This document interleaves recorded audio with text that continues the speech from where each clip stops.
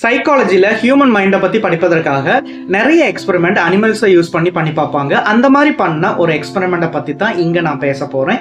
இந்த எக்ஸ்பெரிமெண்ட்ல என்ன பண்றாங்க அப்படின்னு பாத்தீங்கன்னா, புதுசா பிறந்த 3 குரங்கு குட்டிகளை தனித்தனியா ஒரு தொட்டில்ல போடுறாங்க. அதுக்கு தேவையான ஃபுட்டை வந்து எந்த ஒரு வித்தியாசமும் இல்லாம கொடுக்குறாங்க. ஆனா ஃபர்ஸ்ட் தொட்டில் இருக்கக்கூடிய அந்த குரங்கு குட்டிகிட்ட அஃபெக்ஷன் காமிக்கிறாங்க, கேர் காமிக்கிறாங்க, லவ் கொடுக்குறாங்க. ஸோ இந்த மாதிரி அதை வந்து ரொம்ப கேர் எடுத்து பார்த்துக்கிறாங்க. அதை வந்து அதுக்கு அன்பா இருக்கிறாங்க, பாசமா இருக்கிறாங்க, தடவி கொடுக்குறாங்க. இதுக்கு பேரு சைக்காலஜியில பாசிட்டிவ் ஸ்ட்ராக் அப்படின்னு சொல்லுவாங்க. இரண்டாவது தொட்டியில் இருக்கக்கூடிய அந்த குரங்குக்கு என்ன பண்றாங்க அப்படின்னு பாத்தீங்கன்னா, அதை வந்து டிஸ்டர்ப் பண்றாங்க, அது மேல கோவம் காமிக்கிறாங்க, பயத்தை காமிக்கிறாங்க, இந்த மாதிரி பண்றாங்க. இதுக்கு பேரு நெகட்டிவ் ஸ்ட்ராக். மூன்றாவது இருக்கக்கூடிய அந்த தொட்டில் இருக்கக்கூடிய குரங்குக்கு என்ன பண்றாங்க அப்படின்னு பாத்தீங்கன்னா, அதை வந்து கண்டுக்கவே இல்லை, அதுக்கு வந்து சாப்பாடு மட்டும்தான் போகுது, அதை பத்தி அதுக்கு வந்து வெளி உலகத்துல எந்த கான்டாக்டும் இல்லாம அந்த செட்டப்பை வச்சிருக்காங்க. ஸோ இந்த மாதிரி கொஞ்ச நாள் முடிஞ்சதுக்கு அப்புறம் இந்த ஃபர்ஸ்ட் தொட்டில் இருக்கக்கூடிய அந்த குரங்கு வெளியே வரும்போது அது ஹாப்பியாகவும் ஹெல்த்தியாகவும் இருந்தது.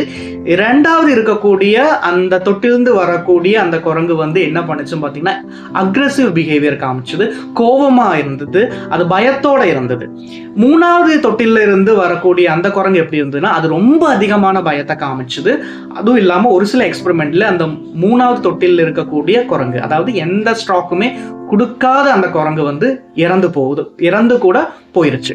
ஸோ இந்த எக்ஸ்பெரிமெண்டோட முடிவு என்ன அப்படின்னு பார்த்தீங்கன்னா, ஒரு மனிதனோட லைஃப்ல எஸ்பெஷலி நம்ம குழந்தைகளை எடுத்துக்கிட்டோம்னா, அவங்களுக்கு வந்து அந்த பாசிட்டிவ் ஸ்ட்ராக் வந்து அதிகமாக தேவைப்படுது. அந்த கேர், அஃபெக்ஷன், லவ் இதெல்லாம் வந்து அதிகமாக தேவைப்படுது. ரேரான சிச்சுவேஷன்ல மட்டும்தான் அந்த குழந்தைக்கு வந்து நம்ம நெகட்டிவ் ஸ்ட்ராக்கை கொடுக்கணும். அதே மாதிரி ஸ்ட்ராக்கு கொடுக்காம இருந்தோம்னா என்ன ஆகும், கண்டுக்காமலே இருந்தோம்னா என்ன ஆகும்னா, அப்பயும் அவங்களுக்கு வந்து ஃபியூச்சர்ல வந்து பிஹேவியர் ப்ராப்ளம் வர்றதுக்கான வாய்ப்பு இருக்கு. இது குழந்தைகளுக்கு மட்டும் கிடையாது, நம்ம ஆஃபீஸ் ஆகட்டும், வீடாகட்டும், எல்லா இடத்துலையுமே நம்ம வந்து ஒரு நல்ல அவுட்புட்டை நம்ம எதிர்பார்க்கிறோம் அப்படி இருந்ததுன்னா கண்டிப்பா நம்ம பாசிட்டிவ் ஸ்ட்ராக்கை கொடுக்கணும். நெகட்டிவ் ஸ்ட்ராக்கை கொடுத்தோம்னா என்ன ஆகும்னா அவுட்புட் வராது.